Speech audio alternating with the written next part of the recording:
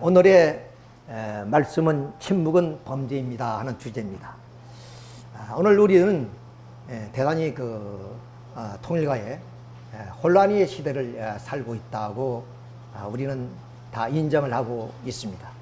일찍이 참부모님이 선포하신 절대성으로 선포된 원리에 의해서 참부모님을 메시아로 우리가 고백하고 이 섭리의 길을 따라온 우리 원로 선배들이 계시고 또 여기에 계신 우리 식구님들, 특별히 평화대사들은 이렇게 외적인 활동에 참여하다가 문선명 선생님의 그런 말씀에 감동이 되어서 오늘 이렇게 예배의 시간까지 우리가 갖게 된 것은 하늘이 참 은혜와 인도하심이 있었다, 이렇게 볼 수가 있습니다. 참 아버님께서는 늘 말씀을 해 주셨는데 때로는 24시간 그렇게 말씀도 해 주신 적이 있습니다. 그 말씀의 레파토리를 쭉 보게 되면 60년대에는 한 해 하나님에 대한 말씀을 쭉 많이 하셨고, 그와 더불어서 예수님의 애달픈 그 사연들을 쭉 말씀을 하시다가 70년대에 들어와서는 야곱과 에서에 대한 말씀 속에서 야곱의 그런 승리적 기반을 통해서 섭리가 새로운 국면을 맞는 것을 쭉 말씀해 주셨습니다. 그리고 이제 80년대 들어와서는 이제 복중복귀에 대한 말씀을 쭉 합니다. 즉 야곱이 결국에 참 에서로부터의 장자의 그런 직분을 차지했지만, 그러나 그것은 태중에서부터 승리한 것이 아니기 때문에 다말을 통해서 이제 장자 복귀에 태중에서 일어난 하나의 사건을 쭉 말씀을 하십니다. 90년대에 들어와서는 아마 제가 기억하기는 92년이 아니면 93년이라고 생각되는데 93년도 4월쯤에 미국으로 가시는 그 일정 속에서 잠시 세계일보 강당에 들으셔서 전국에는 공직자를 다 모으시고 예수님의 그 탄생 설화를 팩트로 그렇게 전해주시고 미국으로 건너가셨습니다. 그것은 우리가 알다시피 동정녀 마리아에서 탄생된 것이 아니라 반드시 우리가 생물학적으로나 모든 면에서 봤을 때 바로 남녀간의 사랑을 통해서 생명이 탄생하는 것이만큼 바로 예수님도 그렇게 탄생하셨다는 겁니다. 자, 그것은 대단히 기독교에서는 참 문제가 될 만한 하나의 내용이지만은, 참 아버님께서 오랫동안 마음속에 담았던 하나의 사실, 즉 다시 말하면 기독교인들을 의식해서 발표하지 못했던 그런 말씀을 최종적으로 발표하셨기 때문에 곽정한 당시 회장님께서 하신 말씀을 제가 들은 바가 있습니다만, 아버님께 후련하시겠습니다 하신 말씀 뭐냐, 그 마음속에 좀 담아두었던 그것을 이제는 좀 발표할 수 있었다는 그것, 그런 하나의 좀 내용으로서 말씀을 드린 것 같습니다. 그 다음 이제 2000년에 들어와서 오목블록에 대한 얘기가 쭉 펼쳐집니다. 그러다가 2009년입니까? 10년에 천지인 참부모 안착 참부모 실체 말씀 선포식, 이것이 공식적으로 아버님의 그런 행사로서 이제 끝나게 되고, 그 다음 12년에 아버님은 성화하시게 됩니다. 어떤 간에 우리는 이런 위대하신 아버님을 우리가 모시고 그분의 사상과 이념에 의해서 우리는 좀 왜곡된 그런 하나의 사상이 아니라 좀 참된 그런 사상으로서 우리가 바르게 청소년 길을 지나왔고 오늘에 이르게 되었다 하는 데 대해서 우리는 감사하게 생각합니다. 우리 나라의 그런 건국과 함께 얼마나 많은 혼란기가 있었습니까? 조획과 우익의 그런 좀 피비리 나는 그런 투쟁이 있었죠. 그래서 제주도 4.3 사건, 여수 순천 반란 사건이라든가 등등이, 그것이 이어져서 결국 6.25라는 민족 상정이 벌어지게 되는 그런 시대도 참으로 좀 명석하고 똑똑하신 분들이 잘못된 사상에 의해서 좀 청춘을 헛되게 보냈던 그것을 우리가 생각해 볼 때, 우리 젊은 시절이 이렇게 위대한 사상으로 우리가 좀 청소년기를 지났고 오늘의 바른 인생관을 가지고 살아왔다는데 우리가 감사하지 않을 수가 없습니다. 우리는 이제 참부모님의 사상을 한마디로 이렇게 또 표현을 해본다면, 아버님은 챔피언이라고 말씀을 하십니다. 그 챔피언의 내용이 인류가 추구해왔던 그런 내용들입니다. 하나님을 가장 잘 아는 챔피언, 인간을 가장 잘 아는 챔피언, 그리고 영계를 가장 잘 아는 챔피언, 사탄을 가장 잘 아는 챔피언, 그리고 예수님을 가장 잘 아는 챔피언, 성경을 가장 잘 아시는 챔피언, 인류 역사를 가장 잘 아시는 챔피언, 가정의 가치를 가장 잘 아시는 챔피언으로서, 이 문제가 오늘의 우리의 현실적 문제입니다. 우리가 관념적이나 이상적인 그런 얘기가 아닙니다. 이것은 우리가 지상에서 살면서 반드시 우리가 풀고 가야 될 하나의 내용이고, 또 우리가 그것을 인지해서 우리를 하나님을 좀 우리가 아버지로 모시고 하나님과 우리 인간의 부자지 관계는 참부모님의 그 사상처럼 우리는 그런 하나의 생각을 가지고 우리가 지금까지 살아왔습니다. 자, 그러면 이런 말씀이 바로 우리가 원리강론을 통해서 배우게 되고, 또 원리강론을 통해서 우리는 참부모님을 메시아로 고백하게 됩니다. 그래서 참부모님께서는 진리의 절대성으로 선포된 말씀입니다. 시대와 또 장소에 따라서 그렇게 상대적으로 선포되는 말씀이 아니라 절대성으로 선포된 그러한 말씀을 우리는 교육받고, 여기에서 우리는 아버님을 메시아로 우리가 고백하게 됐던 겁니다. 이러한 하나의 원리를 통해서 바로 통일사상이 나오게 되고, 김일성 주체사상을 비판하게 되고 대안을 제시하게 되고, 그 다음 20세기의 전 지구를 붉게 물들었던 공산주의 사상을 비판하고 대안하게 되었다. 그로 인해서 결국에 1990년대에 들어와서 공산주의 종어를 선포하는 그런 입장까지 오게 되었다. 이것은 바로 이 절대성으로 선포된 말씀에 준한 것입니다. 물론 이 말씀, 이 원리강론 속에 아버님이 말씀이 다 들어있는 건 아닙니다.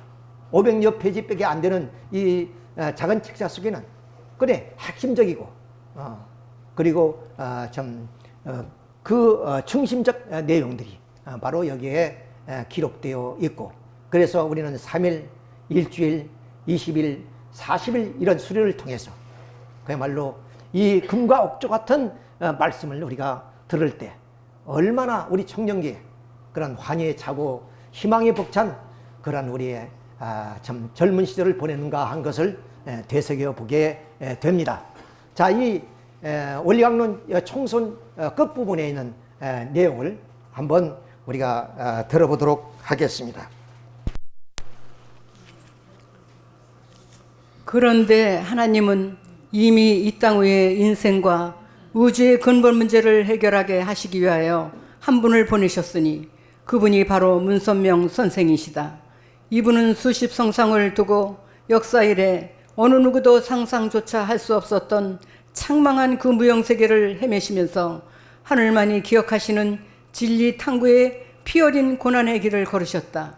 인간으로 걸어야 할 최대의 시련의 길을 다 걷지 않고는 인류를 구원할 수 있는 최종적인 진리를 찾을 수 없다는 원리를 아셨기에 선생은 혈연 단신으로 영계와 육계의 억만 사탄과 싸워 승리하신 것이다. 그리하여 예수님을 비롯한 낙원의 수많은 성현들과 자유로이 접촉하시며 은밀히 하나님과 영교하는 가운데서 모든 천륜의 비밀을 밝혀내신 것이다.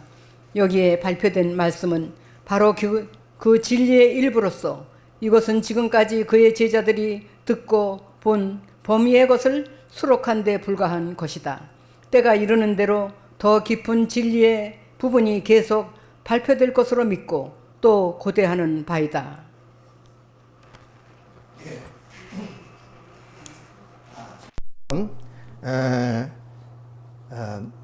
우리 원리 강론에는 인생과 우주와 역사에 관한 그런 내용들이 자세하게 설명하고 있습니다. 지금까지 어느 철인이, 어느 성인이 밝히지 못한 그런 하나의 말씀을 참부모님께서 이렇게 찾아서 선포하심으로 인류에 대한 희망과 미래를 심어주시게 됐다 하는 하나의 말씀의 내용이었습니다. 자, 그러면 이제 참부모님께서 천지인 참부모 정착 실제 말씀 선포 중에서 하신 말씀을 통해 원리가 얼마나 중요한 말씀인가 한 것을 우리 한번 다시 보도록 하겠습니다.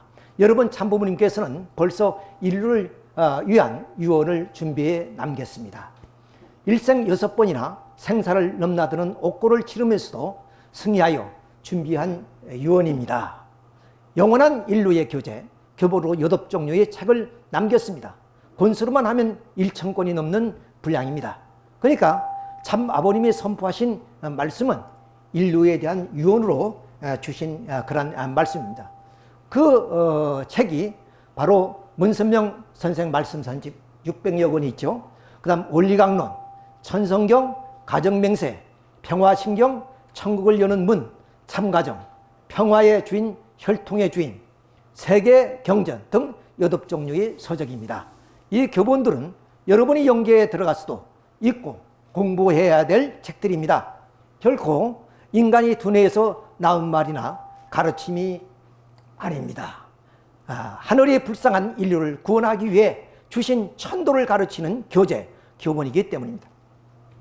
이만큼 참부모님이 남기신 그 말씀은 위대한 유언이기 때문에 이것은 후손 자자손손이 우리가 아끼고 사랑해야 될 하나의 말씀이고 실천해야 될 말씀이다 하는 것을 우리가 여기서 알 수가 있습니다. 여기에 특별히 우리는 원리강론을 통해서 우리가 아버님을 메시아로 고백하게 되는 내용입니다만은 그 원리강론이 얼마나 중요한 내용인가 한 것을 우리가 여기서 한번 다시 확인해 보도록 하겠습니다. 원리 말씀을 할 때는 나는 성경을 참고하지 않습니다. 성경에 없는 내용들입니다. 하나님으로부터 직접 전수받은 것입니다. 성경은 예수님이 직접 쓴 것이 아닙니다. 사도들이 편집한 내용이 많습니다. 참으로 참 것으로 그대로 두라는 것입니다. 그러니까 성경에도 이렇게 예수님이 직접 쓴 것이 아니고 제사들이 들었던 내용들이 그런 구전으로 전해 놓은 내용들을 기록한 것이다. 또 자기 신학관, 자기 이론을 갖다가 혹처럼 붙이지 말라는 것입니다. 하나님의 공중을 받았느냐? 그러니까 우리가 어떤 그 신학을 쓴다 할지라도 그것을 하나님의 공중을 받아야만이 그것이 참된 신학이 될 수 있다. 그 말입니다. 자기 이론을 갖다가 붙이려는 허락을 받았느냐 한 것입니다. 나는 허락받지 않는 것을 발표한 적이 없습니다. 그러니까 아버님이 지금까지 600여 권에 달하는 말씀을 다 주신 것은 아버님의 그런 두뇌에서 아버님의 생각과 경험에서 주시는 말씀이 아니라 모든 것이 다 성인들이 공인해주고 하나님이 공인해준 그런 말씀이다. 그렇기 때문에 그 말씀 금과 옥조 같은 말씀이 아닐 수가 없다 하는 것입니다. 그러니 망하지 않습니다. 여러분이 원리책을 갖고 다닐 때는 지나치는 만큼 소중하지 않으면 안 됩니다. 자, 이 사진은 이 부부는 37가정으로서 우리 평화대사들은 잘 모르겠습니다만은 이 동남아 물론 그러니까 이제 그 대륙 회장들이 있었는데요. 선교 활동하는데 아시아권을 책임졌던 그런 분입니다. 참으로 훌륭하신 분이고 많은 실적을 쌓으신 분이죠. 자, 그러니까 필리핀이라든가 태국이라든가 네팔이라든가 하여튼 이 아시아권에서 주로 책임을 지고 활동하셨던 김병화 회장이십니다.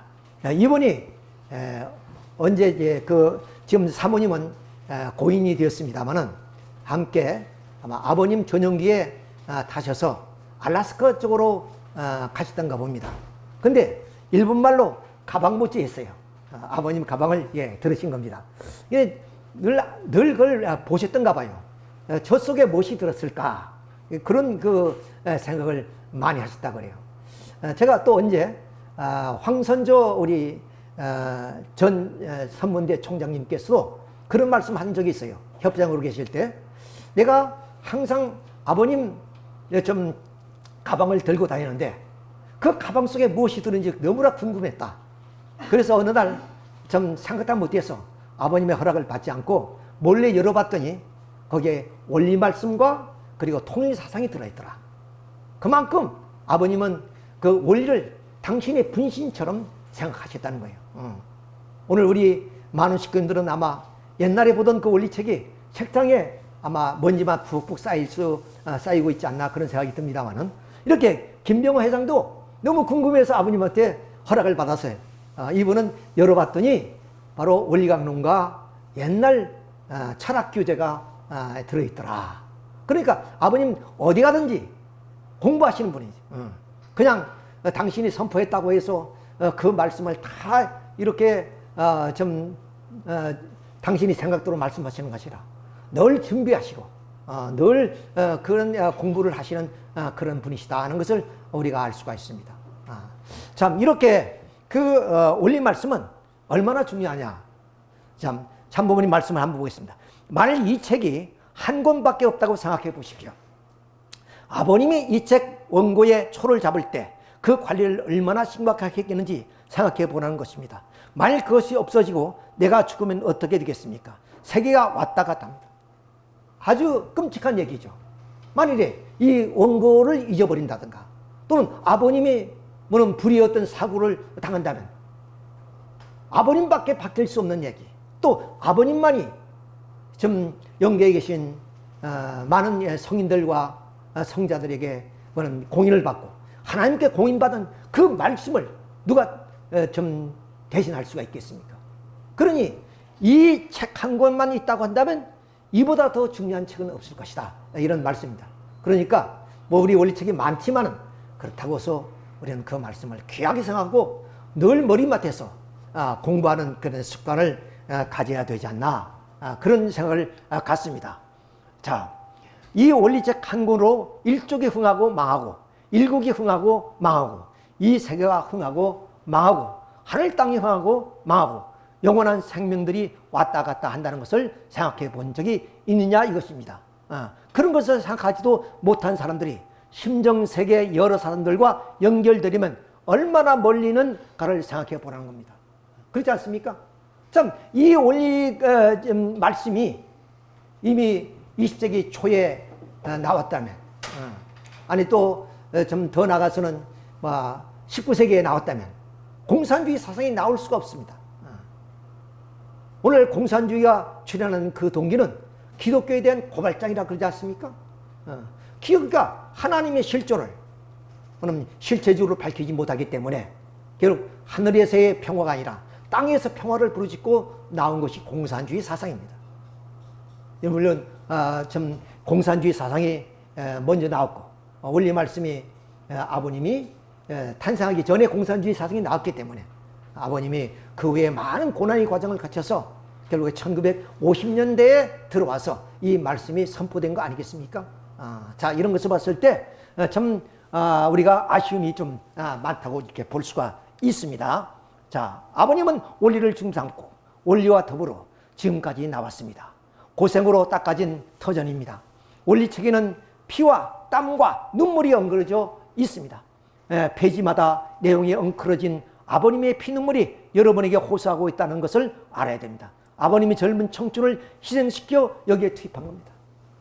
그러니까 우리가 어떤 작가도 작품을 쓰려면 많은 그런 생각을 하게 되고 또 많은 것을 이제 좀 답사해서 경험을 쌓고 또 견문을 넓혀서 그런 하나의 책을 완성해 나오는 건데, 이 우주와 인생과 역사에 대한, 즉 인류 역사에 밝히지 못한 천비를 밝히는 그 과정이 얼마나 고뇌가 깊었겠습니까? 그냥 아버님께서 하시는 말씀은 내가 경험해보지 않은 것은 내가 발표하지 않는다는 그런 말씀도 있습니다. 손수 탄광에도 들어가시고 또 노동자 생활도 해보시고 그런 하나의 제 밑창에서까지 경험해 본 그런 하나의 경험을 통하고 그런 심정을 통해서 이 말씀을 적어 내려왔고 원고를 써서 오늘의 우리에게 이 말씀이 전해지게 되었다는 이 감동적인 얘기를 우리는 잊어서는 안 되고 이것을 우리 후손들에게 꼭 전해줘야 돼요. 그러니까 원리강론이 얼마나 귀하다는 사실을 우리가 알고 늘 요새는 소형 원리강론 책이 나왔습니다. 옛날 저희들이 공부할 때는 아주 500페이지에 좀 넘는 그런 책자로서 우리가 들고 다니기 좀 불편했지만 지금은 참 포켓에 넣을 수 있는 그런 책이기 때문에 늘 그것을 우리가 보면서 좀 이런 위대한 사상을 우리가 우리만이 아니라 우리 일족과 우리 이웃에게 전하는 그런 역할을 해야 되겠다 하는 것을 우리가 다시 한번 생각해 보게 됩니다. 피와 눈물이 여러분에게 호소하고 있다는 것입니다. 거기에 걸리면 안 됩니다. 무가치한 원리가 아닙니다. 하나님이 숙연하게 머리를 숙이는 것입니다. 우러러 보는 원리입니다. 하나님도 이 원리를 통해서 숙연해진다는 거예요. 당신이 이 원리를 통해 이 피석을 창조했잖아요. 근데 아담과 해와 타락으로서 이 원리 말씀이 결국에 사탄에 의해서 감춰지게 됩니다. 그런 천비를 밝힐 때까지 그야말로 하나님이 얼마나 애달픈 심정으로 오늘에 이르게 되는가 한 것을 생각할 때 그야말로 원리를 생각하면 하나님도 머리가 숙여지고 숙연해진다는 그런 말씀. 그런 하늘을 감동시키고 하나님의 그런 심정을 회원해 드릴 수 있는 이 책이 원리책이다. 그렇기 때문에 우리는 이 원리를 사랑하고 또 아끼고 열심히 공부해야 된다는 그런 얘기가 되겠습니다. 그런데 지난 7월 18일입니까? 바로 천정궁 입궁 18주년을 맞이한다 해서 독생이 어머니가 남녀를 순회하고 와가지고 터뜨린 이야기입니다. 물론 이것은 일전부터 그런 징조가 있었고 그런 얘기들을 해왔습니다. 아주 좀 선포한 내용이야. 자, 지금까지 통일교 역사의 원리 강론은 광야 시대로 끝나는 거야. 그러니까 이것은 과거의 유물로 지나지 않다. 앞으로는 쓸모없는 책이다. 과거 앞에 우리가 열거했던 그런 내용은 전혀 상반되는 얘기입니다. 그야말로 피눈물로 써내려간 이 원리 강론을 이제 독생이 어머니는 한마디로 광야 시대의 유물로서 폐기해야 될 그런 책이다. 천일국 시대에 있어서는 참부모론이야. 창조 원리는 창조주 하나님 모시고 부모님이 당신이 형상을 따라 천지 만물을 창조했다 하셔서 광물세계부터 식물세계, 동물세계까지 암컷, 수컷, 마지막 인간 시조가 될 수 있는 남자와 여자를 창조하시고 인간에게만은 스스로 성장하여 완성하는 자리까지 나가도록 하셨습니다. 이 말씀은 누구나 다 아는 얘기예요. 그런데 독생이 어머니는 늘 하신 말씀은 여기서부터 시작돼요. 이거 모르는 사람이 어디 있어요? 우리 창조, 통일원리의 창조원리를 전해서 첫째 페이지가 여기서부터 나갑니다. 이미 우리가 익히고 다 배운 얘기예요. 이걸 강조할 이유 하나도 없습니다. 자, 그런데 여기서 천일국 시대라는 것은 바로 이 독생이 어머니가 바로 선포한 그런 날인데 바로 참부모론이 뭐냐? 그것은 지금까지 우리가 원리를 통해서 알고 있는 하나님의 섭리사는 바로 아담을 중심한 섭리 역사입니다. 바로 1차 아담이 타락함으로 해서 제2아담인 예수님이 이 땅에 오셨고 제2아담이 바로 완전한 구원을 이루지 못하기 때문에 제3아담으로서 우리의 참부모님이 오신 겁니다. 그러니까 하나님의 섭리는 아담을 중심으로 한 그런 하나의 섭리였습니다. 그런데 이 참부모론에 의하면 이것은 다시 독생론이라고 얘기를 할 수가 있는데 이 말씀 뭐냐? 초림 독생녀가 섭리의 중심이란 거예요. 여자가 중심이랍니다. 그러니까 이 땅 위에 우리가 2000년 기독교 역사를 통해서 좀 기다리고 준비한 것은 뭐냐? 뭐냐면 독생자 재림주님이 아니라 독생녀 초림 독생녀에 와야 된다는 것이에요. 그래서 섭리의 중심은 바로 독생녀다. 이걸 강조하는 것이 참부모론입니다. 그러니까 지금까지 아버님이 좀 피눈물로 그럼 적어내려왔던 그 원리 말씀을 완전히 폐기시켜버리고 그야말로 당신이 생각한 하나의 내용을 가지고 하나님이 섭리의 중심이 바로 초림 독생녀론을 주장하는 그런 것이 참부모론. 그냥 이걸 앞으로 배워야 된다. 그러니까 앞으로 젊은 세대, 또 2세, 3세들은 이 참부모를 배워야 된다. 그 말은 뭐냐? 아버님이 좀 선포한 그 말씀은 잘못된 말씀이라는 거예요. 거짓된 말씀이라는 거예요. 자, 이런 입장까지 오게 됐다는 것을 우리가 이미 다 알고 있습니다. 자, 이런 입장에서 우리가 참 오늘 주제의 말씀이 뭐냐? 침묵은 범죄입니다는 그런 얘기였어.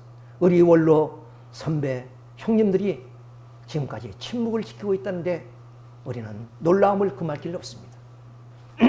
계속하겠습니다. 자, 이것이 창조 원리야. 알겠나?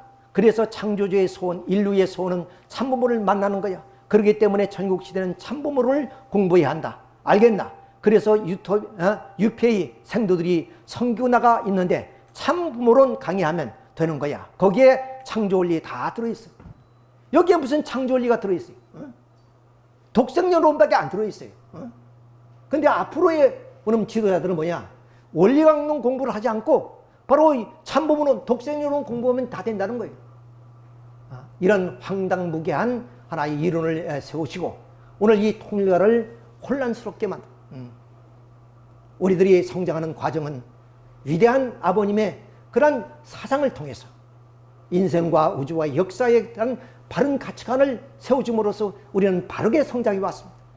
앞으로 왜곡된 하나의 사상에 의해서 우리 2세, 3세들이 어떻게 성장해 날 것이라는 것을 우리는 염려하고 걱정하지 않을 수가 없다는 것을 말씀드리겠습니다. 자, 1993년 9월 7일 이제 유엔본부에서 초청 강연을 하게 됩니다. 그것은 바로 하나님과 여성 그리고 세계 평화라는 주제로서 이 유엔에서 강연하는 내용을 한번 봅시다. 이때는 원리강론에 대해서 대단히 칭찬을 하고 있는 그런 내용입니다. 자, 하나님께서 제 남편에게 밝혀주신 그 원리가 원리강론이라는 책으로 나와 있습니다. 섭리사적인 관점에서 인류 역사와 성경의 내용을 고찰할 때 원리강론은 수천 년간 풀지 못했던 이문들을 풀어주고 있습니다. 특히 원리강론의 내용을 진지하게 연구한 사람들이 이 책이야말로 하나님께서 주신 참된 선물이요, 오늘 우리 사회가 직면하고 있는 문제점들을 해결해 줄 수 있는 유일한 해결책을 담고 있다고 강조하고 있습니다. 유엔에서 세계 대표인 그 유엔 석상에서 바로 이 원리강론이 어떤 책이다 하는 것을 지금 말씀하고 계세요. 이래놓고 이제 와서는 이 원리가는 바로 광야시대의 그런 유물로서 폐기해야 된다. 이런 어불성설이 어디 있습니까? 자, 아버님이 어떻게 보면 가실 때는 뭐는 그 아버님의 선포한 말씀을 증거하다가 이 아버님이 성하고 나니까 결국 자기의 자의에 의해서 생각하고 또 자기의 그런 뜻대로 이렇게 원리를 폄하시키고 참부모님을 폄하시키는 이런 일을 지금 자행하고 있다는 것은 참으로 이것은 역사에 있을 수 없는 그런 일이다 하는 것을 강조하고 싶습니다. 자, 원리의 중요성을 이제 우리가 여기 어느 분이 올린 것을 내가 이렇게 복사를 했습니다만은, 원리는 하나님께서 인류를 살리기 위해서 피와 땀과 눈물로 육체를 준비한 말씀입니다. 원리는 재림주 참 아버님을 통해서 인류에게 내려주신 진리 중에 최고의 진리입니다.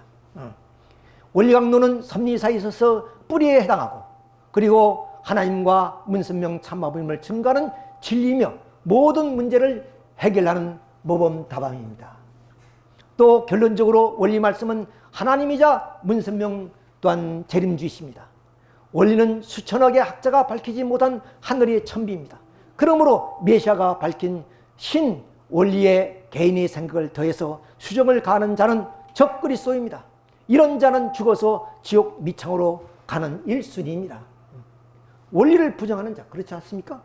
영계의 통일권은 원리권을 말하는 겁니다. 따라서 성화후 통일권 안착은 원리적인 안착을 의미합니다. 사람은 원리로 태어나서 원리로 살다가 원리 영계에 안착합니다. 사탄이 마지막 승부수는 원리를 없애는 것이고, 하나님의 마지막 승부수는 원리를 살려 후손에게 상속해 주는 것입니다.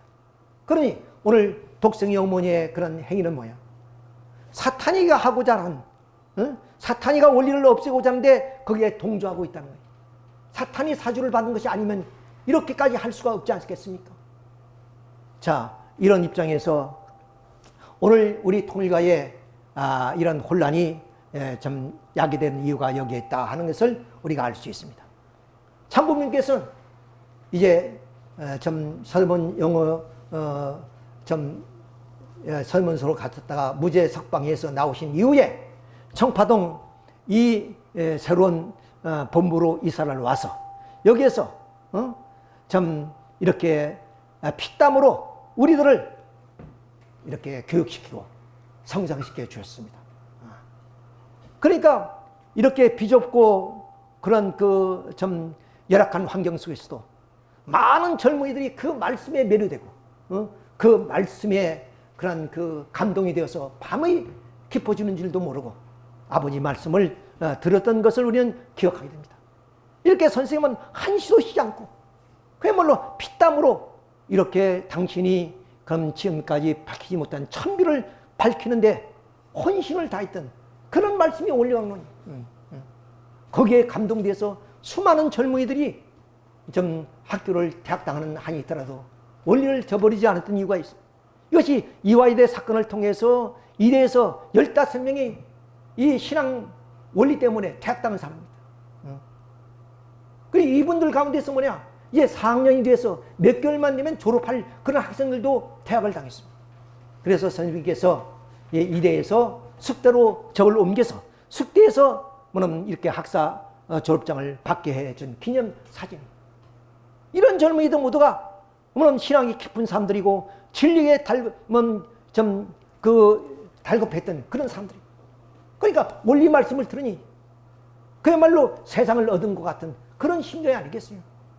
그러니까 부모가 만류하고 학교가 만류하고 그리고 2단이다 3단이라고 그렇게 세상이 원리로 말미암아 핍박을 하더라도 그 원리에 감화감동이 되어서 그래서 그런 젊은 시절에 그런 그 위대한 원리를 통해서 곱게 성장하신 그런 분들이다 하는 것을 우리가 알 수가 있습니다.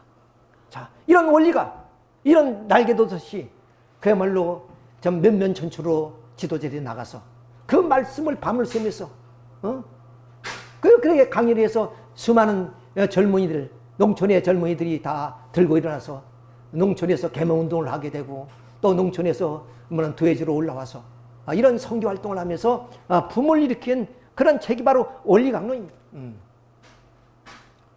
이것이 뭐래 일반 서적이나 그런 책이라면 이런 감동이 오겠습니까? 그것은 성서 66권을 보더라도 이해될 수 없는 천비의 내용들, 다시 말해 성서를 통해서는 도저히 이해될 수 없는 그런 하나님의 뜻이 이 원리를 통해서 성서를 해석하게 되고 성서를 보게 되면 모든 인생과 우주와 역사에 대한 것이 다 밝혀지기 때문에 그럼 진리를 탐구하는 그런 젊은이로서 이 말씀에 녹아나지 않을 사람 한 사람도 없었다는 사실이에요. 자, 이렇게 해서 그 원리책을 들고 이제는 좀 기차를 타고 이제 지방으로 면면천으로 나가서 그 말씀을 외치고 젊은이들, 이런 껄껄한 젊은이들이 그야말로 좀 구름대처럼 몰려드는 이것이 뭐냐? 뭐 아버님의 인물이 좋아서 찾아오겠습니까? 그분이 말씀에 매료되고 감동이 되어서 밤을 치새우면서 그 말씀을 듣고 통곡하고 그리고 좀 젊음과 청춘을 다해서 이 뜻길을 가겠다고 다짐한 사람들이 이렇게 껄껄한 청년들이 그동안 수없이 몰려들었던 거예요. 자, 이래서 이런 가운데 저희들도 이제 전도를 해야 됐습니다만은. 자, 그래서 이제 거리로 나왔습니다. 거리로.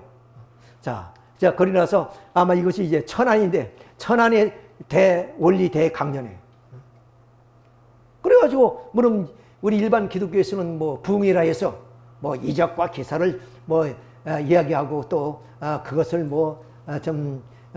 혹해서 거기에 가는 사람들이 있지만 이 원리강론을 부흥에 참여하는 사람들이 또 그 짧은 시간의 말씀을 듣고 감동이 되어서 교회로 찾아오고 그래서 교회가 부흥됐던 것을 알게 됩니다.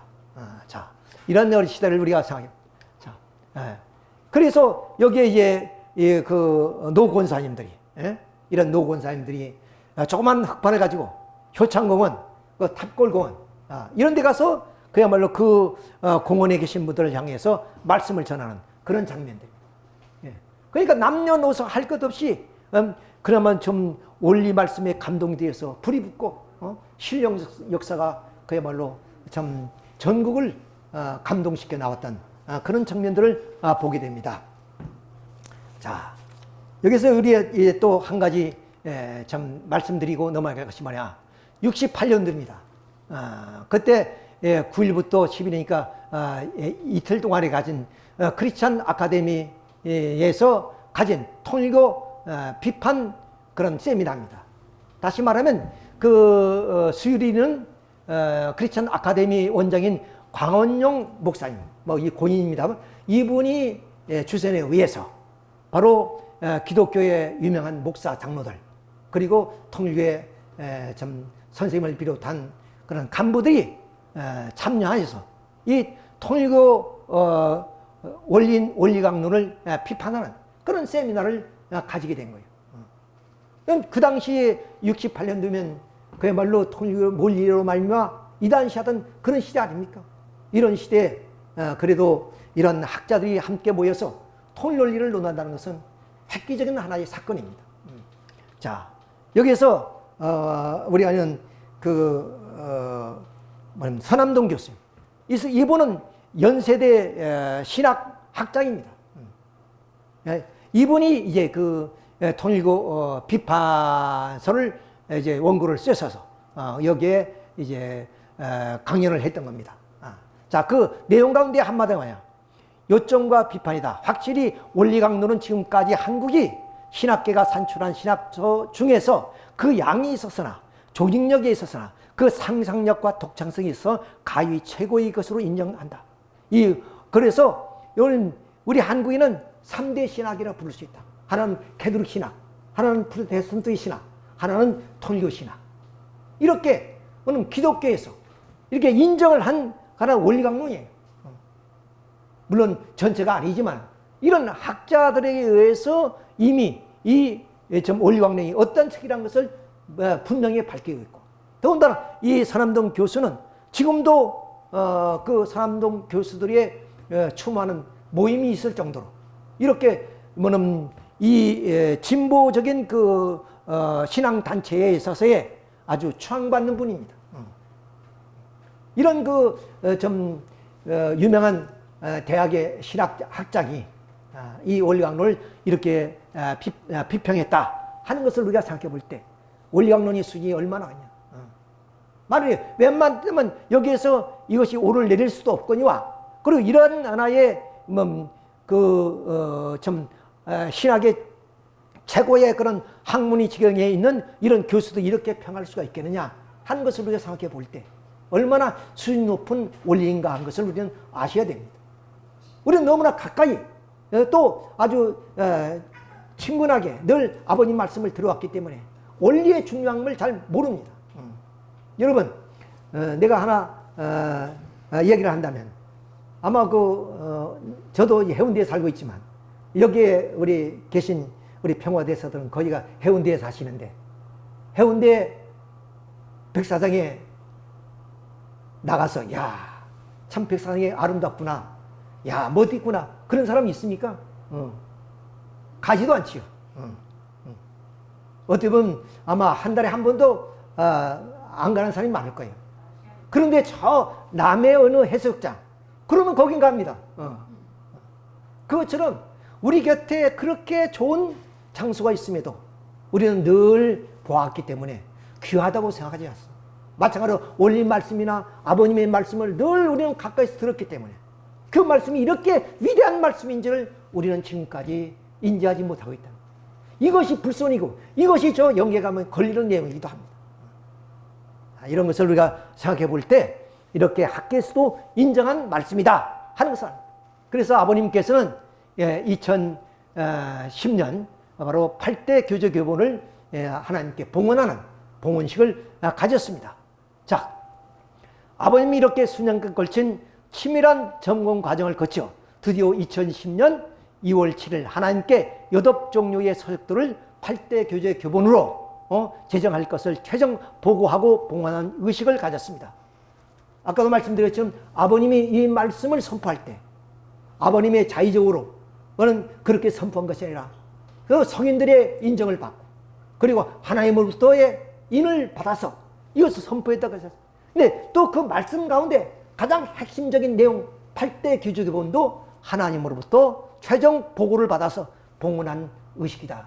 그러니까 얼마나 아버님께서 한마디 한마디 말씀 또 책 한 권 한 권을 쓰시면서 얼마나 심중하고 심사숙고하게 그 말씀을 적어내렸고 그것을 결정했는가를 압니다.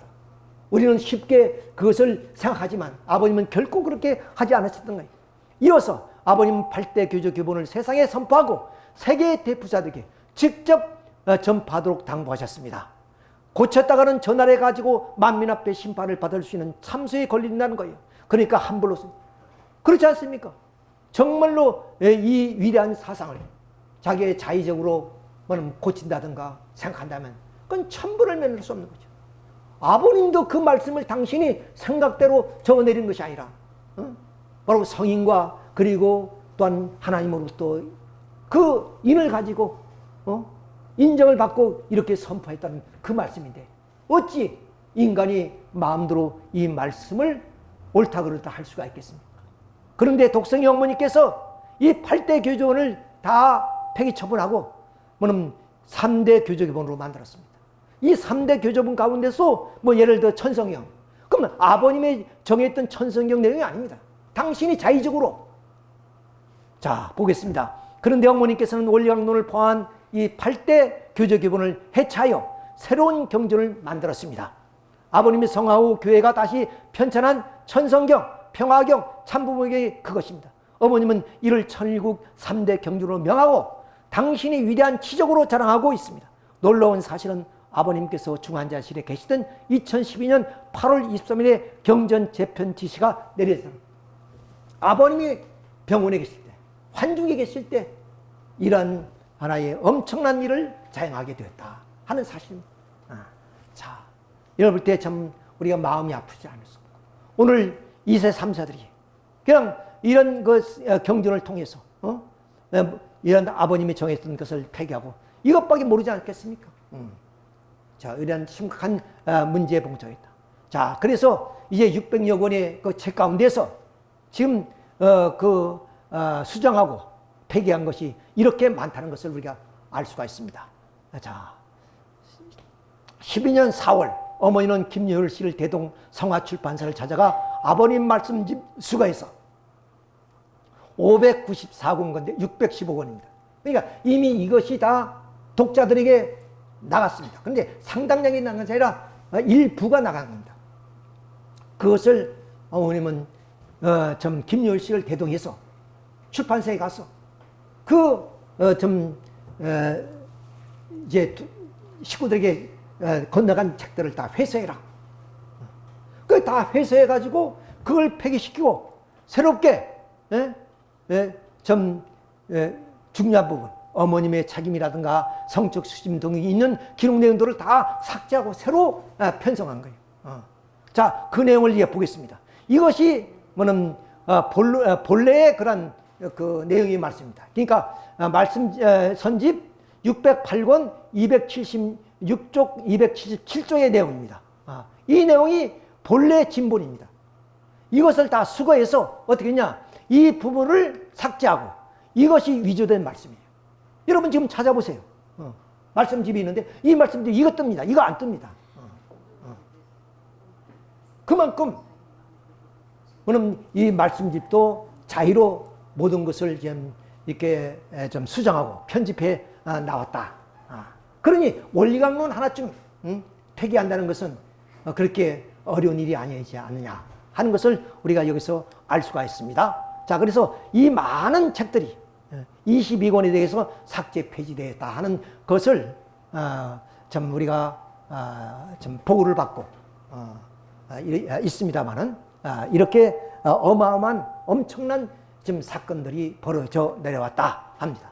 자, 여기에서 우리 좀 김명대라는 이 사람이 하시는 말씀이 뭐냐? 자, 아버님이 600여 권 이 말씀이 뭐냐? 그 진위가 95%가 참 말씀이 아니라는 거예요. 그 말은 뭐냐? 거짓 말씀이라는 거예요. 거짓 말씀이라는 거예요. 이 엄청난 말씀, 그야말로 젊은이들이 감동하고 그리고 교계가 그것을 인정하는 그런 말씀을 그러면 95%가 좀 더 가짜는 거 아닙니까? 이런 기가 막 그러면 이 사람이 그냥 자기가 생각대로 하겠습니까? 독생이 어머니한테 다 들은 거예요. 그 독생이 어머니 말 듣고 이렇게 저 어느 지방 교회 순회 가서 이렇게 양심도 가책 없이 이런 말씀을 당당히 했던 거예요. 얼마나 무서운 얘기예요. 이건 책임져야 된다, 이 사람이. 이 엄청난 이야기를 혼자 어떻게 감당할 수 있습니까? 역사의 책임을 져야 됩니다. 역사의 책임을 진다는 얘기는 뭐야? 그것은 그 책임은 후손까지 갈 수 있다는 얘기. 그렇잖아요. 가룟 유다가 하나님을 배신했던 하나의 사건. 그런 것이 역사 속에 그대로 남아있잖아요. 이런 무시무시한 하나의 이야기입니다. 자, 그리고 당시에, 그럼 아까 말씀드렸죠. 하나님의 섭리는, 뭐는 아담 남자를 중심한 그런 중심 섭리가 아니라, 초림 독생녀를 중심한 섭리라고 하는 거 아니에요. 그러니까 초림 독생녀의 중심이기 때문에 이 어린 양 잔치를 하기 위해서는 남자가 필요하죠. 근데 당시에 그런 남자들이 있었는데 한 10여 명. 근데 나은몽 장로, 그 다음 박태선 장로, 그 다음 양도천 목사, 그리고 우리 참마버님 문선명 선생, 이런 분들이 있는 가운데 이 당시에 17살입니다. 아버님과 성혼한 나이에. 이 당시에 그런 모습입니다. 고등학교 2학년. 고등학교 2학년 한 학자가 문선명 선생을 선택했다는 거예요. 선택해서 어린 양 잔치를 치르고, 그래서 원죄 없는 독생녀가 원죄 있는 아버님을 성혼해 줌으로 하니마 원죄를 청산해 주었다. 이것이 독생녀론입니다. 기가 막힌 얘기. 자, 이런 하나의 사건이라든가 또는 아버님 가정의 자녀들. 아버님이 자녀들을 교육시켜야 된다는 거예요. 유대민족이 자녀 교육을 잘 시켜서 그 유대민족 역사 속에 몇 년이 그럼 야훼 신앙을 갖게 되는 것은 어머니 공이 크다고 생각합니다. 그래서 이제 이방인과 결혼을 하더라도 여자가 유대인이면 유대인으로 칭해주는 겁니다. 그만큼 어머니의 자녀 교육이 중요하다는 얘기예요. 근데 여기는 반대로 아버님이 자녀들을 교육 잘 시켰으면 오늘 이런 문제가 없다는 거죠. 자, 이런 얘기라든가, 어머님이, 독생의 어머니가 아버님이 원죄를 청산해 줬던가, 아버님은 메시아가 아니라고 이렇게 직접 선언하는 내용. 이건 무시무시한 얘기입니다. 이런 역사를 두고도 우리가 지울 수 없는 아주 무시무시한 얘기입니다. 이건 책임을 반드시 져야 돼요. 그렇잖아요. 이러한 것을 우리가 이제 참 역사에만 맡길 수는 없잖아요. 왜? 우리가 다루는 2세, 3세들 어떻게 이대로 우리가 교육을 시킨다면 어떻게 되겠습니까? 그들에게는 아버님이랑 그 존재를 인식할 수 없지요. 그러면 그 섭리는 왜곡돼서 엄청난 사탄의 역사가 되죠. 또 이 땅 위에 비극의 역사가 재현될 수밖에 없습니다. 그러니까 바른 원리를 통해서 교육을 시켜서 바른 섭리관을 심어주지 않으면 안 되는 그런 때에 있다. 그런데 원로들이 지금 침묵으로 일관하고 있다. 이 사실을 우리가 참 마음 아프게 생각할 수밖에 없습니다. 자, 우리 독생의 어머니는 얼마나 과감했느냐. 자, 미국의 서밋 대회를 마치고 어머니 말씀이라는 것입니다. 내가 미국을 섭리하는데 40년 걸렸다. 어머님이 미국 섭리 40년 했습니까? 어머니는 아버님을 따라다녔을 뿐입니다. 자, 내가 어머니 메시아이고 참부모 독생녀인 것을 내가 선포했다. 아버님이 살아계실 때 아버님이 나한테 그렇게 했어야 했다. 그러니까 아버님 살 때 아버님이 내가 메시아가 아니고 독성녀 당신이 메시아요. 이렇게 해야 된다는 거예요. 자, 기가 막힌 일입니다. 아버님이 책임 못했고 어머니를 재림주 메시아 참부모 독성녀인 것을 세워주고 증거하지 못했다. 그래서 기원절 선포는 독성녀가 해야지 아버님 선포하면 안 되기 때문에 기원절 6개월 전에 가셔야 합니다. 기원절을 독성녀 어머니가 선포해야 되는데 아버님이 선포하려고 하니까 아버님이 가셨다는 거예요.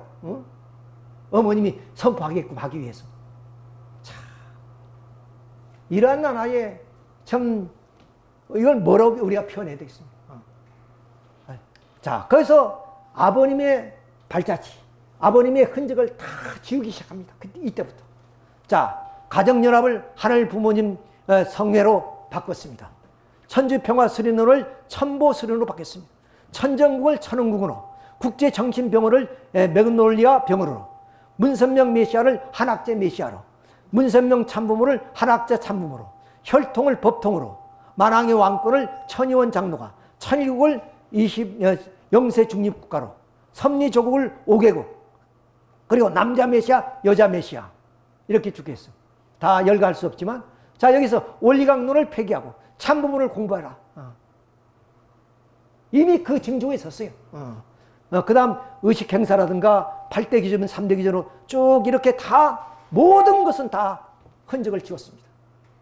그리고 다 독성녀 마음대로 다 모든 것을 세워나왔습니다. 그래서 결국에 이렇게 김일성 동상청, 동상을 세웠어요. 자, 여기에 아버님이 어디 있습니까? 여기 아버님 없어요. 당신이, 물론 독성녀, 초림 독성녀가 섭리의 중심이니까 아버님은 그림자도 보여서는 안 된다는 얘기죠. 자, 이런 얘기가 또 오늘 21세기에 이렇게 우상화하는 그런 일이 어디 있습니까? 이것이 우상하지 뭐겠습니까? 이런 지경까지 왔다는 것을 우리가 생각해 본다면 얼마나 하나님 앞에 패륜적인 그런 일인가 한 것을 알 수 있습니다. 우리가 한 가문을 보더라도 아버지가 설령 잘못하더라도 지혜로운 어머니는 아들들에게 절대로 아버지에 대한 욕된 것을 이야기하지 않습니다. 너희 아버지가 어떤 분인 줄 아냐? 못나고 너희들은 좀 능력이 없다고 보지만 아버지가 있으므로 너희들이 있다. 그리고 좀 우리 조상들의 전통을 이어오신 분이 아버지다. 이렇게 좀 지혜로운 어머니들은 자식들을 그렇게 교육시키는 거예요. 만약 그렇게 교육 안 시키면 그 집안은 풍지박산이 되는 거예요. 그렇지 않습니까? 그런데 아버지께서 세운 그 섬지적 전통을 완전히 무너뜨려버리고 참 자기가 독생녀 뭐는 섭리의 중심이라고 이렇게 해서 동상까지 세웠으니 이걸 뭘로 표현할 수 있겠습니까? 여러분 지금 북한 사회가 좀 백성들이 굶어 죽어가고 그런 판국에서 김일성이 자기 동상을 세웠고 김정은이 자기 동상을 세워서 찬양하고 숭배하지 않습니까? 그것이 국민들에게 무슨 이득이 있어요? 그걸 가지고 그들이 배불리 먹을 수 있습니까? 지금도 굶어 죽어가는 사람들이 많다고 그러는데 그렇죠. 오늘 우리 통일가 이렇게 해서 통일가 빛난 일이 무엇이 있습니까? 오히려 조롱거리가 되고 세간의 그런 조롱거리가 됐을 뿐이죠. 자, 우리는 참 스스로의 인격을 갖추고 겸손하면 주위에서 찬양해주고 주위에서 우리가 존경하게 됩니다. 이런 동상을 안 짓더라도 독생녀 어머니가 정말로 아버님 뜻을 따르고 아버님 하나님의 섭리의 그런 정성을 모았다면 전 세계 통일가의 식구들이 존경하지 않을 사람이 어디 있습니까? 자, 이게 스스로 좀 무덤을 파고 있다는 것을 우리가 여기서 느끼게 됩니다.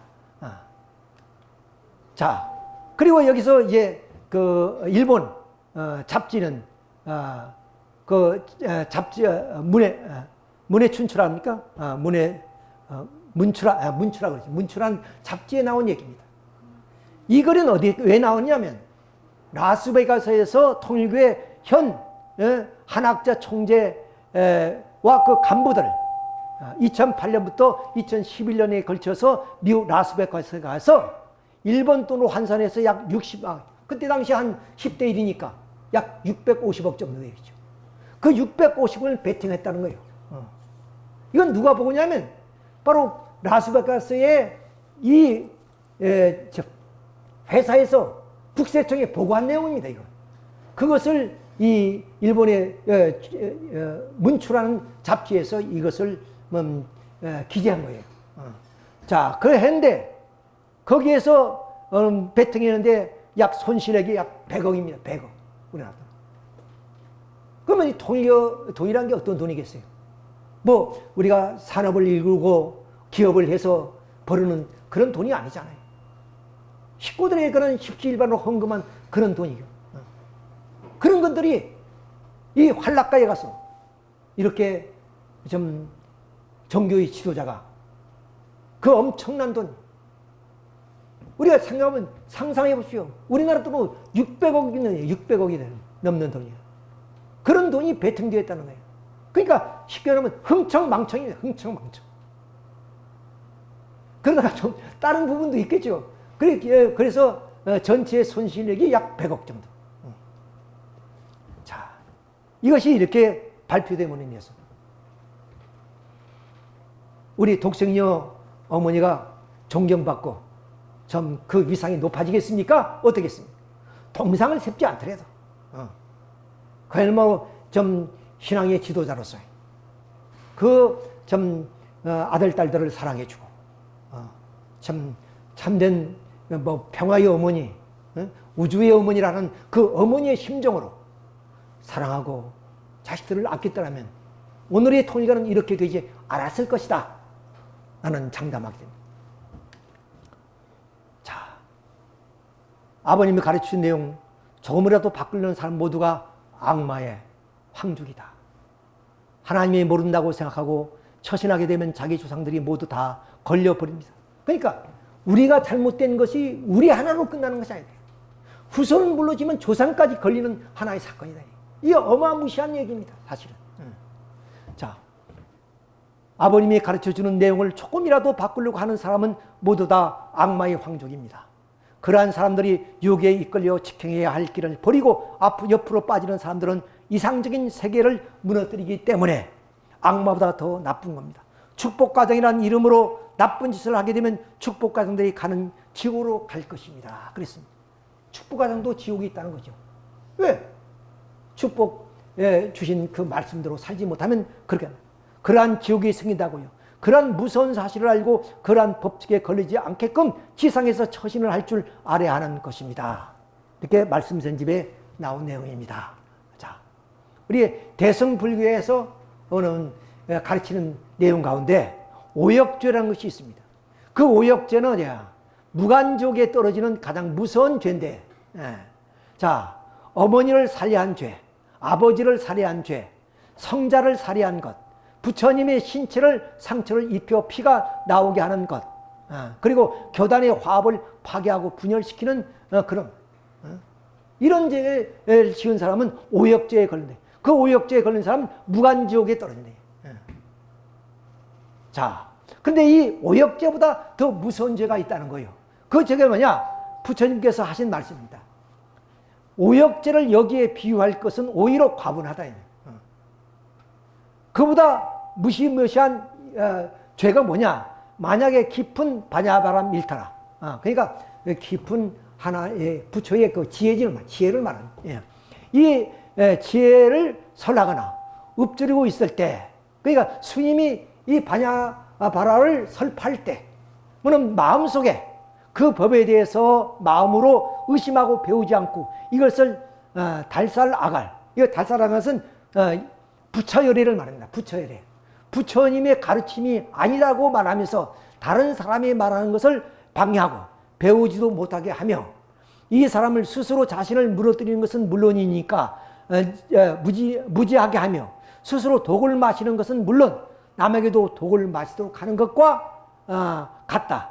또 이러한 사람은 스스로 죽음에 이르는 것은 물론 남까지도 죽음에 이르도록 하며 스스로 반야바람미를 알지 못하는 것은 물론 남까지도 반야바람미를 알지 못하게 하여 끝내 무너지게 하도록 한다. 이런 그 좀 부처님의 말씀을 의심하거나 그 부처님의 말씀을 듣지 못하게 방해하거나 그런 사람은 어떠냐? 오역죄보다 더 무서운 죄. 오역죄는 무간지옥에도 떨어지는데 이건 비유될 수 없는 그런 죄다. 그래서 지금 올린 말씀이 어떤 말씀이에요? 아버님을 메시아로 부정해버리고 폄하할 정도가 아닙니다. 아예 뭐냐면 하나님이 섭리사 지어버렸어요. 단지 그럼 어린 양 잔치를 위해서 문선명이를 선택한 것뿐이에요.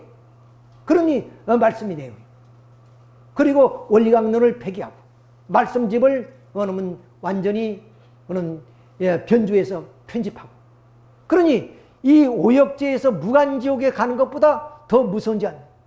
여기에 교권 세력들 독생녀 어머니의 그 사주를 받고 그런 권세를 부리는 그런 교권 세력들이 어디 가겠습니까? 이런 말씀이라는 게 이런 말씀. 자, 이것을 우리가 아셔야 돼요. 자, 그러니까 오늘 어떻게 했냐? 독생녀가 말씀. 자기는 무언죄로 출생했고 죄 없이 태어났다.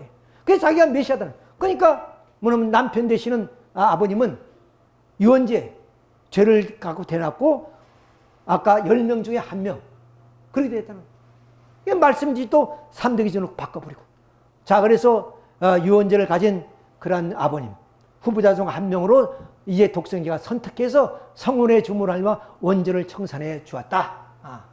자 그렇게 쉽게 말하면 아버님을 부정하는 거예요. 자 이것이 원리적입니까 아닙니까? 이런 무리들이 어디냐? 오늘 가정연합의 가연의 그런 교권 세력입니다. 거기에 따르는 식구들이에요. 이걸 내가 거짓말하는 거예요. 이렇게 믿고 있는 겁니다. 왜? 독생이가 이렇게 선포했으니까. 독생이를 따르면 바로 이러한 하나의 아버지를 부정하는 데예요. 이것이 바로 비원리가 아니고 무엇이냐 이게요. 아버님을 메시아로 믿고 아버님 말씀을 바로 하늘의 천비로 우리가 믿고 있는 그 사람을 비원리적이라 그러는 거예요. 그러니까 가정연합에서 오는 식구들을 또 뭐라 합니까? 또 교회에서 뭐라 합니까? 우리들을 비원리적 존재라 그럽니다. 독생녀가 따르는 사람은 원리적이다. 원리 독생녀를 따르다 보니까 이거예요.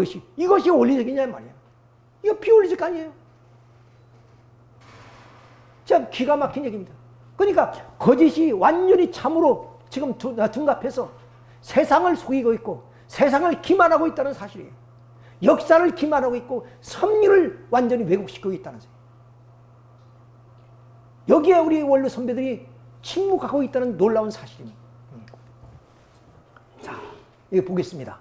프랑스가 2000 당시에 그럼 독일에 점령이 됐어요. 그러니까 예, 영국으로 이제 독일 장군이 옮겨서 거기서 이제 정부를 세우게 되죠. 망명 정부를 세웁니다. 그럴 때 언론인들이 침묵을 지켰어요. 왜 이탈리아인이 이제 프랑스와 수복이 돼서 와가지고 독일 장군이 전부 다 언론인들을 처단합니다. 자, 이거 읽어보겠습니다. 2차 대전 후 드골이 프랑스에 돌아와 수많은 언론인을 처형했다. 그들은 처형당하며 항변했다. 언론인들은 그랬어요. 우리가 잘못한 것이 뭐 있습니까? 우리는 침묵을 지켰을 뿐입니다. 그러니까 드골 대통령이 하는 말이 침묵이 죄다는 게 침묵이 죄다. 왜 언론이냐? 너희들은 국민이 알 권리를 뭐는 지적해주고 그것을 뭐는 말해줘야 되는 의무가 있는 것이다. 그것이 언론이다 이거예요. 언론이 침묵을 지키는 것이 언론이 아니라 잘못된 것은 잘못됐다고 지적해주는 것이 언론에 관한 사명이다. 그러니까 너희들이 침묵한 것이 죄다는 거예요. 죄다. 역사의 심판은 그 시대를 반영한다. 침묵한 언론인들을 처형할 때 프랑스 국민들은 두고를 비난했다는 기록이 있어요. 왜 장군이 저렇게 언론인들 침묵시킨 언론인들을 착한 언론인들을 왜 처형했을까? 이렇게 안 했다는 거예요. 너무나 당연한 것으로 받아들였대요. 국민이 호응했다는 거예요. 자, 나는 아무도 말도 하지 않았다고 바로 하지 않았다고 그대에 항변하자. 그것이 죄다. 침묵은 죄로 총살령을 당한 프랑스 기자들도 괴로워했다. 침묵이 면죄부인 줄 알았지만 두골은 용서하지 않았고 프랑스 국민들도 용서하지 않았다. 용서 없는 죄다 이런 말씀. 자, 그러면 우리 통일교회 이런 환란, 프랑스의 언론인들이 침묵 정도가 아닙니다. 지금 6천년 하나님의 섭리를 완전히 뒤엎어지는 이 섭리사의 거짓이 지금 참으로 뭐냐면 이제 변질돼서 횡행하고 있는 이런 시대입니다. 역사와 인생과 우주의 모든 참된 것이 다 이제는 뭐냐면 가려지는 그런 시대. 그런 시대에 우리 원로 선배들은 자신을 표현해야 하는 임무가 있다. 따라서 침묵은 구미라는 경구에 의존해서 면접으로 되는 것이 아니라 역사에 대한 외면이고 시대에 대한 배반입니다. 우리 옛날에 참 이웃들 가운데 부모가 좀 일찍 돌아가시면, 즉 아버지가 조실부모하게 되면 형님이 아버지 노릇합니다. 가장 노릇해요. 그런 집안이 실제 많이 있었습니다. 동생들을 교육시키고 심지어는 자기는 초등학교도 못 다니면서 동생들을 대학까지 보내서 훌륭한 사회의 지도자로 만든 형님들이 많이 있습니다. 왜? 장남은 아버지를 대신하기 때문에. 그래서 장남이 태어나면 집안의 기둥이라고 했던 거예요. 그렇죠. 우리 원로 선배들은 누굽니까? 한 가정의 장남과 같습니다. 우리 후배들, 어린 2세, 3세들을 올바르게 인도해 줄 그런 책임을 갖고 있는 거예요. 그래서 아버님은 편안하게 다 이뤘다는 말씀을 듣고 편안히 눈을 감으셨습니다. 누구를 믿고? 원로 선배들입니다. 그분들은 하나의 아버님과 생사고락을 같이 했습니다. 굶어도 같이 굶었고 좀 저 추위와 더위도 함께 고난의 길을 걸으신 분입니다. 세계를 개척할 때도 함께 했던 분입니다. 누구보다도 아버님의 사정과 심정을 헤아릴 줄 아는 그런 선배들이었습니다. 그래서 우리는 존경했고 우리는 그들을 사랑했습니다. 그런데 오늘 우리 선배들의 좀 형태를 보게 되면 참으로 실망이 큽니다. 참으로 이해를 할 수 없습니다. 이런 사단이가 일어났는데도 불구하고 어느 누가 일어나서 진실을 밝히는 사람이 없습니다. 모두가 침묵을 이겨나고 있습니다. 둘이 프랑스의 언론인들을 처단하는 것처럼 하늘은 반드시 우리 원로 선배들에게 물을 것입니다. 역사는 물을 것입니다.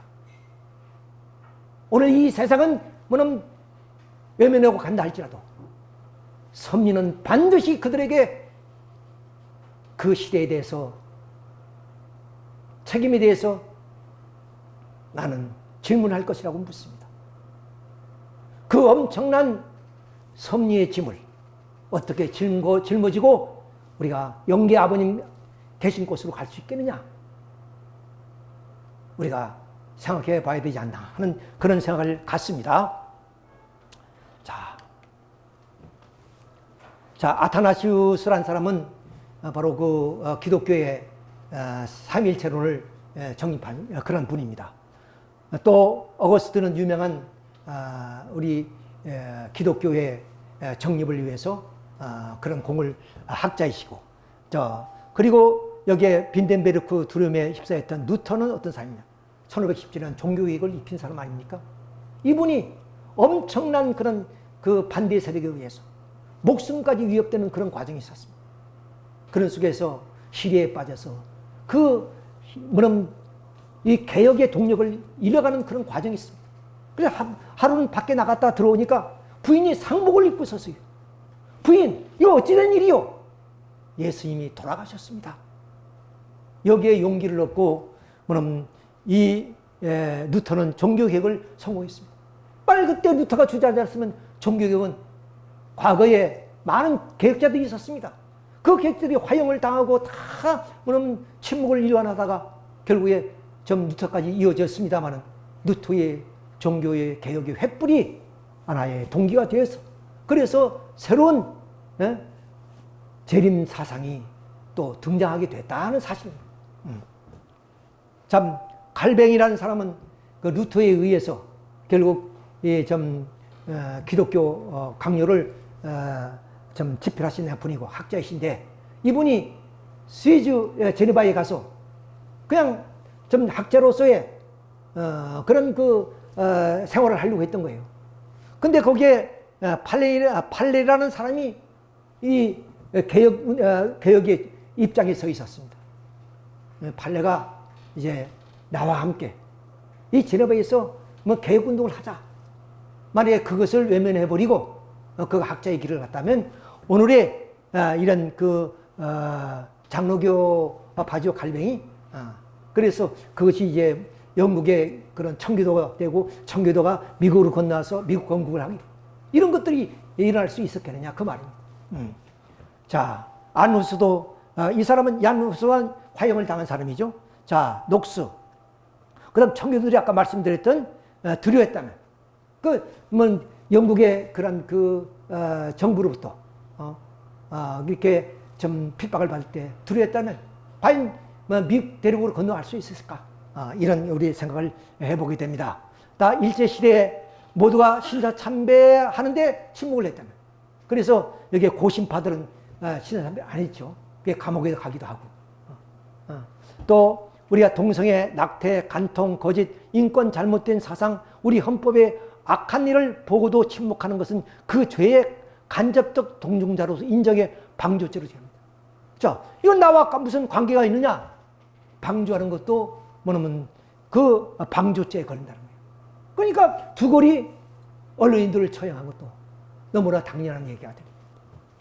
참화원님의 정체성을 부정하는 일들에 대해서 침묵한다면 늘 강조했듯이 댐이 균열이 생길 때 막지 못하면 무너지는 후에도 그 피는 감당기 어려울 것이며 그 침묵의 대가는 우리 후손들이 짊어지는 큰 아픔입니다. 그렇습니다. 아까 말씀드렸죠. 오늘 이 역사 속에 오늘 이 사회 속에 거짓이 진실로 좀 가장해서 우리의 신앙을 완전히 무너뜨리고 있지 않습니까? 아버님이 쌓아놨던 그런 섭리를 완전히 파괴하고 있지 않습니까? 여기에 우리가 침묵한다면 그 탕감의 길은 우리 후손들이 짊어지고 가야 됩니다. 여기에 우리 선배 원로들이 침묵하지 말아야 될 이유가 여기에 있습니다. 외쳐야 될 이유가 여기에 있는 것입니다. 우리 선배들은 과거에 청춘도 불살았고 젊음도 뜻 앞에 다 불태웠습니다. 그래서 일궈놓은 오늘 통일가 아닙니까? 이런 우리 청년들이 우리 선배 원로들이 이제는 자기 몸 하나 뒤살아기 위해서 몸살하고 있다는 것을 볼 때 실망이 크고 우리가 그런 분을 존경해왔나 하는 생각을 갖게 됩니다. 자, 우리는 역사적인 얘기를 하겠습니다. 이 조선왕조실록은 바로 유엔 기록문화에 등재되어 있는 아주 고귀한 그런 역사적인 유물입니다. 그러니까 왕조의 그런 역사를 좀 사실 그대로 적은 내용이에요. 자, 이거 봅시다. 이렇게 좀 임금 앞에서 이렇게 대신들이 모여서 인원한 그것을 사관들이 이렇게 한 사람당 두 사람이 서로 그 오류가 있을 수 있으니까 그때는 뭐 녹음기였었으니까 기록으로 했던 거예요.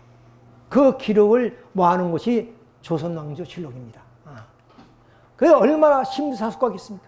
여기는 개인의 어떤 생각 그리고 당파성이라든가 또는 어떤 정치적 색깔이 여기에 들어갈 수가 없습니다. 그러니 팩트 그대로 적는 거예요. 그러니까 이 왕조실록은 왕이 볼 수 없습니다. 왜? 당신이 잘못했던 것을 기록하면 누구든지 그걸 좋아할 사람이 어디 있어요? 또 자기의 선왕이 잘못한 것을 보았다면 그걸 어떻게 하겠습니까? 그러니까 왕도 볼 수 없는 누구도 볼 수 없는 그것으로서 이제 기록되어진 하나의 내용이 조선왕조실록이다. 자, 이것을 그럼 역사에 후손만대에 보존하기 위해서 이렇게 사고를 만들었어요. 사고. 이 왕조실록을 보관하는 창고를 만든 거예요. 그것이 어디야? 춘추사고, 서울. 그럼 충주사고 또는 어디야? 상주사고, 경상도죠. 그 다음 전주사고. 이게 네 군데에 분산했습니다. 왜? 뭐냐면 전란이 일어난다든가 이러면 소실될 수 있으니까. 그래서 고려왕조실록이 없어진 것은 그 전란 때문에 다 없어진 거예요. 그래서 조선시대에 들어와서는 그걸 고려해서 네 군데에 이렇게 나누어서 분산해서 똑같은 걸 이렇게 좀 사고를 지었던 거예요. 근데 임진왜란 때 그것이 다 소실됐어요. 임진왜란 때. 근데 전주 사고 하나만 남았어요. 만약 이것까지 없어졌다면 조선 500년 역사가 다 사라지는 거예요. 다 사라져. 근데 전주 사고가 남아있는 거예요. 다른 데는 다 뭐 일본 놈들이 다 불태워버렸어요. 자, 이걸 가지고 다시 그러면 이제 그 후에 여기에서 오대산 사고, 그 다음 태백산 사고, 그 다음 여기에서 이것이 강화도입니다. 정족산 사고, 강화도에, 그 다음 이제 이 전라도 무주 적산사 사고, 이렇게 네 군데로 분산했습니다. 물론 또 여기 한 군데는 서울의 춘추 사고 이렇게 나왔습니다. 이게 이제 그 임진왜란 때는 그렇게 소실되는데 이제 뭐는 일제 시대에는 바로 이 오대산 사고를 일본 사람들이 가져갔어요.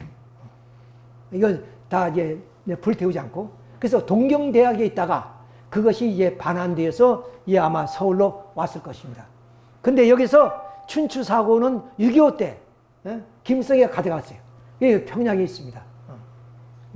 아무튼 간에 자, 이렇게 한 나라의 한 왕조의 실력도 온 힘을 다해서 그것을 역사에 길이 보존하기 위해서 남기는 그런 역사를 하는데 원리 말씀이라요. 오죽하겠어요? 금과 옥조 같은 그 말씀, 그 말씀을 폐기한다는 것은 상상할 수 없는 얘기입니다. 인류 역사를 완전히 다 말살시키는 거예요. 한 여인이.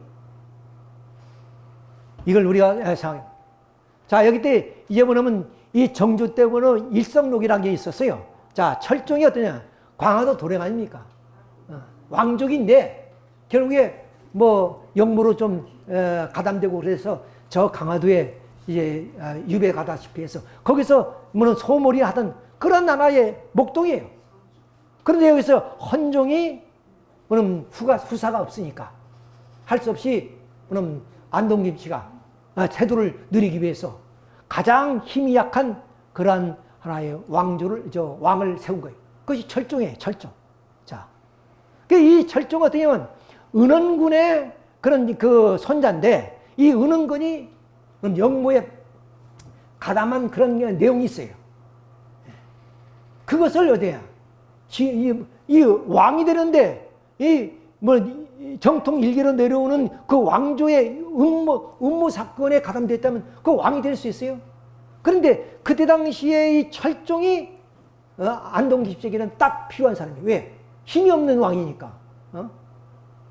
자, 그런데 이 사람을 세우려니까 요것이 있단 말이야. 이 은흥건의 사건이 있다. 이걸 감추기 위해서 정조부터 써내려가는 일성록에 이렇게 칼질을 했습니다. 그 부분을 다 칼질을 했어요. 이거 역사적인 죄입니다. 역사적인 범죄입니다. 자, 이런 걸 우리가 안다면 역사를 무서워할 줄 알아요. 오늘 이 사태가 바로 겁니다. 아까 말씀드렸죠. 진보는 지금 사라지고 위본이 지금 딱 들어서 있어요. 그리고 누구든지 일주일만 수련 받으면 아버님을 메시아로 고백하는 원리강론을 폐기해본다는 거예요. 그래 앞으로 2사 3사는 어때요? 독생연원인 참부모론을 공부하는 거예요. 그거는 뭐야? 하나님의 섭리가 완전히 왜곡돼서 아담 남자로부터 중심한 섭리가 독생녀 여성을 중심한 섭리로 바꿔져 버립니다. 그런 회개망측한 섭리가 전개되는 그런 시대에 우리가 살고 있다. 자, 그러면 우리 선배들은 어떠한 일이냐? 자, 조선 시대에 우리는 사육신을 우리가 거울로 삼아야 됩니다. 이 사육신은 한 왕조의 왕을 위해서 삼족이 멸하는 길을 선택했어요. 우리 선배 올라 우리들은 누굽니까? 그건 천년의 역사, 하나님의 이런 6천년의 섭리 역사의 그런 승패를 가름하는 오늘 이 시점에 있어서 그걸 지켜내야 될 그 역사적 사명, 그것이 우리 원로 선배들이고 우리들입니다. 목숨이 10개라도 바쳐서 그걸 지켜내야 될 하나의 섭리적 그런 하나의 시대적 사명이 바로 우리 원로 선배들이다. 자, 그 일개 왕조의 역사를 한번 우리가 본으로 한번 삼아 보겠습니다. 자, 개유정난이 일어나고 이제 단종이 쫓겨납니다. 그래서 뜻있는 그러한 충신들이 단종 복위를 위해서 일어난 하나의 사건이 사육신 사건이었어요. 그 사육신 사건에서 결국에 발각이 되어가지고 박평현, 하위지, 이계 이런 육신이 삼죽임이라는 그런 형벌을 받게 됩니다. 그때 성산문이가 주로 끌려가면서 하는 말이에요. 이 몸이 죽어서 무엇이 될 거 아니? 복례산 제일봉에 낙낙장송되었다가 백설이 만국을 할 때 독야 청청하리라 했어요. 세상의 그런 권력의 결탁뒤에서 영화와 부귀를 누리는 것이 아니라 이런 낙낙장송되었다가 백설이 만국할 때 독야 청청합니다. 얼마나 못된 그런 젊음의 기백입니까? 충신이 기백에 이르게 이 정도는 해야 충실하지 않습니까? 한 왕조를 위해서도 자기의 삼죽임별하고 자기의 모든 권세가 다 무너지나 하더라도 그 임금 하나를 위해서 이렇게 바쳤다고 말이야. 이게 박평이야. 까마귀의 눈비 맞아 희는 뜻 겁놈해라. 야왕명월이 밤인들로 얻으리야. 임양한 일편단심이야 편할 줄 알아. 우리는 조선 역사 속에 충신 어떠냐? 불사이군. 충신은 한 임금을 섬기는지 두 임금을 섬기잖아요. 단종을 모시던 신하가 어찌해서 세조를 왕으로 모실 수 있느냐 그 말입니다. 목숨이 10개라도 바쳐서 그 임금을 섬겨야 되는 것이 충신이 도리다. 이것이 조선 역사가 우리에게 보여준 충과 효와 열이 무엇이라는 것을 가르쳐 주었어요. 그것은 오늘의 이 시대에 참부모님을 섬기는 그것이 어떤 것이냐 그걸 가르쳤어요. 참부모님이 계시지 않더라도 참부모님의 그런 위상을 깎아내린다든가 참부모님 말씀에 조금이라도 좀 문제를 일으킨다면 목숨을 걸고 지켜야 되는 것이 우리 원로 선배들이고 오늘 우리들이라는 것을 우리는 알아요. 이것이 바로 조선 역사를 통해서 우리에게 보여준 거 아니에요. 삼족이 뭐란 겁니까? 자기의 친정, 그리고 처가, 외가, 삼족이 다 멸하는 거예요. 남자들은 다 죽이는 거예요. 어린애 입도. 뭐 어린애는 용서 없어요. 여자들은 다 노비가 됩니다. 다 노비가 돼요. 한 번 조선시대에 노비로 전락하면 영원한 노비의 그 후손들은 다 그렇잖아요. 그런 엄청난 하나의 사건에도 결국 충신은 불사요이라는 그 신념 하나 때문에 자기의 일족이 명하는 가운데서 이렇게 거열당을 하고, 거열당이라는 게 뭐야? 사족을 묶어가지고 황소로 말로 끌어서 찢어 죽이는 거 아니에요? 엄청난 형벌이에요. 자, 여기에 의는 뭡니까? 군신유의, 군 임금과 신하는 의의 하나를 지키는 것이다. 그것이 충의 길입니다. 근데 의는 지킬 수도 있고 안 지킬 수도 있어요. 안 지키면 그만이에요. 그렇잖아요. 아니 성삼문, 박평년 이런 사육신도 그냥 세월 따라서 그리고 뭐냐면 세상의 그런 흐름에 따라서 신숙처럼 그렇게 좀 평양된 마음 가지고 살면은 부귀영화 누릴 거 아니에요. 근데 그 의를 하나를 지키기 위해서 삼족인멸하는 길을 선택했대. 그런데 우리는 아버님 어떤 분이에요? 부자유치인. 이건 혈육입니다. 끊을래야 끊을 수 없어요. 우리가 흔히 아버지께서 자식이 말을 안 되면 호적 파버리는 그런 부모가 있습니까? 이건 변할 수 없는 거예요. 변할 수 없는. 우리는 이미 아버님과 부자유치인 관계입니다. 끊을래야 끊을 수 없는 아버지 아들이요. 아버지는 우리의 부모이십니다. 그러니 그 아버지를 위해서 아버지가 유해를 당하고 폄하되고 지금 섭리가 망가지는 그 가운데 우리가 침묵 지킬 수 있겠습니까? 그야말로 목총을 돋고서라도 우리는 이것을 한가해야 됩니다. 아버지를 지켜야 되고 원리 말씀을 지켜야 됩니다. 그야말로 조선실록이 그 임진난 때 다 무리들과 전주사관 남았지 않아요. 그 외에도 그걸 지키기 위해서 여러 곳에서 분산시켜 보관해 놨듯이 원리 말씀이 그렇게 규정한 거예요. 그걸 지키기 위해서라도 우리는 침묵에서 벗어나야 됩니다. 깨어나야 됩니다. 외쳐야 됩니다. 자, 어몽도 얘기합니다.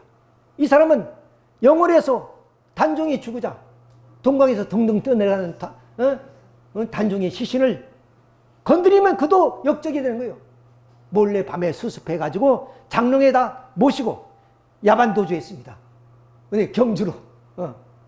그 후손들이 모여서 그 어몽도 할아버지를 추모하는 거죠.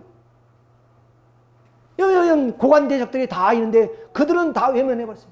일개 말직인 어몽도가 그 왕의 시신을 수습해서 장롱에다 안치해드리고 야반도주에서 경주로 내려왔단 말이에요. 그러니까 후손들이 기이 빛내는 거 아닙니까?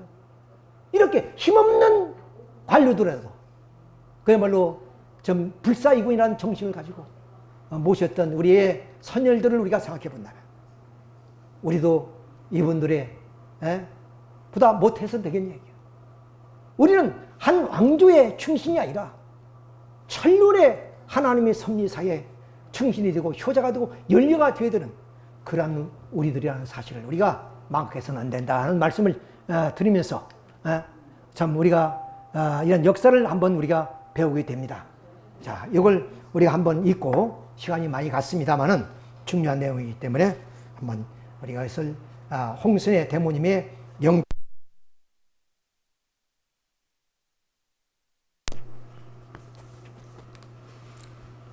식구 여러분 안녕하세요.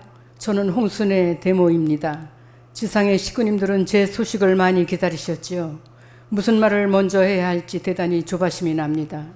정말 참 어머니께는 무척 미안하고 죄송하지만 천상세계에 이런 실상을 헤아리지 못할 것 같아서 단정적으로 사실을 밝히고자 합니다. 저는 참 어머님의 어머니로서 이러한 사실을 밝혀야 하는 제 자신이 얼마나 가슴이 아픈가를 생각해 주시기 바랍니다. 식구 여러분, 지상에서 잘못 살면 천상세계의 영계권 위치가 잘못되고 있는 정도는 잘 아시죠? 지상의 삶은 정말 순간이요. 천상의 삶은 영원한 영생이라는 것쯤도 잘 아시죠? 그것이 정말 가장 큰 문제입니다. 여러분, 식구님들, 여러분은 어떻게 살고 계십니까? 우리 식구 여러분, 지상에 메시아가 계실 때 본연의 삶이 무엇인가는 대충 알고 있겠지요?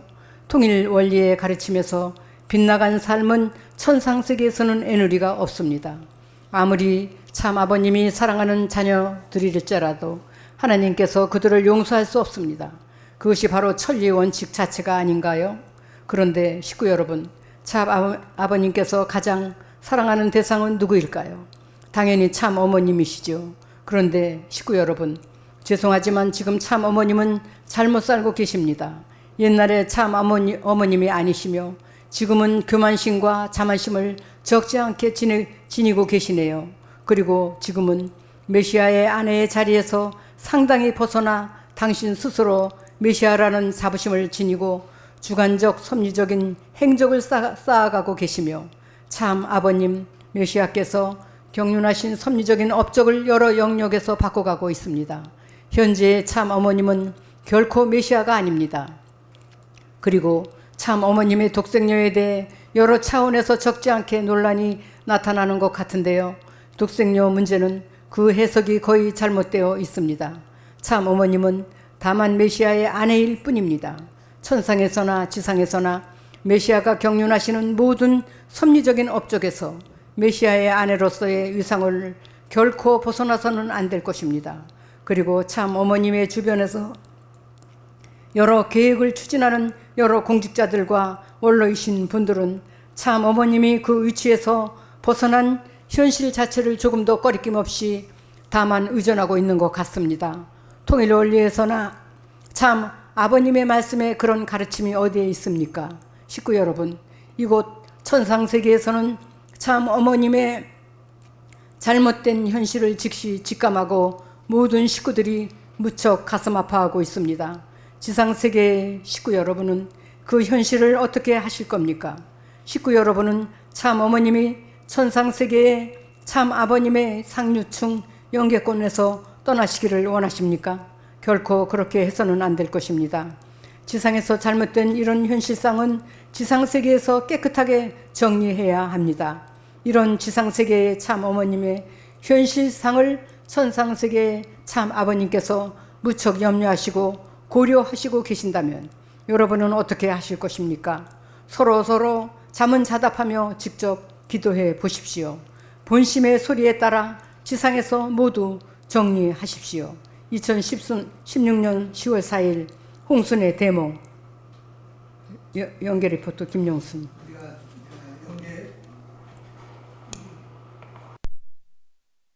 연계 메시지는 그동안에 많이 훈독도 해왔고 아버님이 또 훈독 교재로 많이 사용한 바도 있습니다. 이런 연계 메시지를 우리가 좀 왜곡된 것이라고 생각하면 안 되겠습니다. 바르게 우리가 인지하시기 바랍니다. 어쨌든 간에 우리 옛말에 못생긴 나무가 선산을 지킨다는 얘기가 있습니다.